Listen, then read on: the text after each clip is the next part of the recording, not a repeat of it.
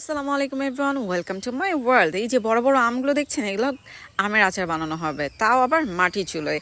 তো আমার এই ছোট ভাইকে দিয়ে আমি আমগুলো এই যে টুকরা টুকরা করে কেটে ওর দ্বারা আমি লবণ আর হলুদ দিয়ে মাখিয়ে নিয়েছি। শুধু আমি কেন কাজ করব, ওদের দিয়েও কাজ করাবো। ঢাকায় তো চান্স পায় না, এই জন্য ছোটো দুই ভাইয়ের দিয়ে আমি কাজ করাইনি যখন আমি হোম টাউনে আসি। তো এই যে চুলো জ্বালিয়ে নিচ্ছি। আর মাটির চুলায় কেন আমি বানাচ্ছি, মাটির চুলায় জালটা ভালো পড়ে, যেহেতু ঢাকা শহরে হচ্ছে গ্যাসের চুলায় এত ভালো করে জাল দেওয়া যায় না। সো আমি যেহেতু হোম টাউনে আসছি, সো আমি এটা কেন মিস করবো। আর ঢাকায় গিয়ে আমি কাঁচা আম পাবো কিনা সেটার কোনো ওয়ারেন্টি নাই। সো আচার বানানোর জন্য আমি প্রথমে এখানে মশলাগুলো ভেজে নিচ্ছি। মশলাগুলো ভাজার পরে আমি এখন কুটে নিব মশলাগুলো। এখানে আমি সব একসাথে মশলা ভেজে নিয়েছি, পাঁচফোড়ন, জিরা টিরা যা যা লাগে আচার বানানোর জন্য সব মশলা একসাথে নিয়ে নিয়েছি। এখানে ছোট সাম, আমাদের এখানে বলে সাম গাহিনী, এগুলোকে বলে। বড়ও আছে, এটা ছোট সাইজের। তো আমি চিন্তা করলাম যে আমি কেন একা একা কষ্ট করব, আমার আরেক ছোট ভাই আছে, তো ওকে দিয়ে কোটায়। এরপরে আমি ওকে দিলাম, তুই কোট মশলাটা, আমি কেন শুধু শুধু কষ্ট করব। আমি তো চুলার পাশে বসে এমনিই কষ্ট করতেছি, তোরাও একটু কষ্ট করে, আর আমি শুধু খাবি।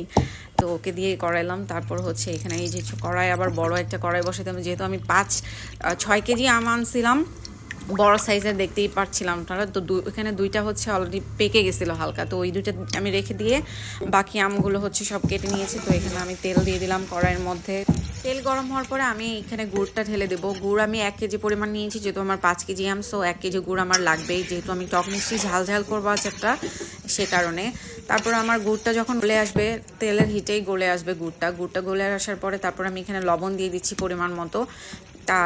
আমি এখানে লবণ এতটা বেশি দিচ্ছি না, কারণ আমি আগে আমের মধ্যে লবণ আর হলুদ আমি মেখে রেখেছিলাম, যার কারণে আমি মাত্র ছোট সাইজের চামচে 2 চামচ দিছি। এরপরে শুকনা মরিচ আমি হচ্ছে বোটাগুলো ছাড়াই নাই, কারণ বোটা ছাড়ালে বেশি ঝাল হয়ে যাবে, এই জন্য বোটা সহই দিয়ে দিছি। এরপরে একে একে করে মশলা যত ধরনের আছে আচারের মশলা সব দিয়ে দিলাম। তারপর আমগুলো, যেটা আমি হচ্ছে লবণ আর হলুদ দিয়ে কেটে রেখেছিলাম, মেখে রেখেছিলাম, সেই আমগুলো আমি তেলের মধ্যে ঢেলে দিলাম। এরপরে দেখবেন চুলার হিটে, মাটির চুলার অন্যরকম স্বাদ, সেটা খাবার বলেন, আচার বলেন, যেটাই বলেন, অন্যরকম স্বাদ হয়।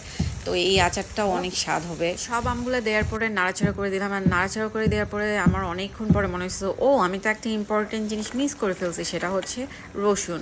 রসুন আচারের মধ্যে আমার খুব মজা লাগে, মানে আচারের রসুনটা খেতে কার কেমন লাগে জানি না, আমার খুব ভালো লাগে। যেটা আমার শুরুতেই দেওয়া উচিত ছিল, যখন আমি তেলটা গরম করি গুড়টা দিই তখন দেওয়া উচিত ছিল, কিন্তু আমি ভুলে গেছি, যার কারণে আমি পরে দিলাম।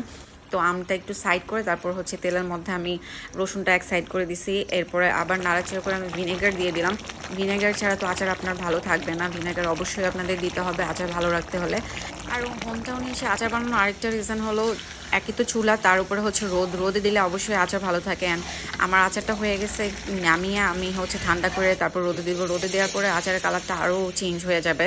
তো এই ছিল আমার আজকের আচার রেসিপি। ভিডিওটা ভালো লাগলে অবশ্যই লাইক, কমেন্ট, শেয়ার করবেন অ্যান্ড আমার পেজকে ফলো করবেন। আর হচ্ছে আপনি আমার ইউটিউব চ্যানেল থেকে দেখে থাকলে অবশ্যই সাবস্ক্রাইব করবেন, লাইক করবেন, কমেন্ট করবেন, শেয়ার করবেন। Thank you.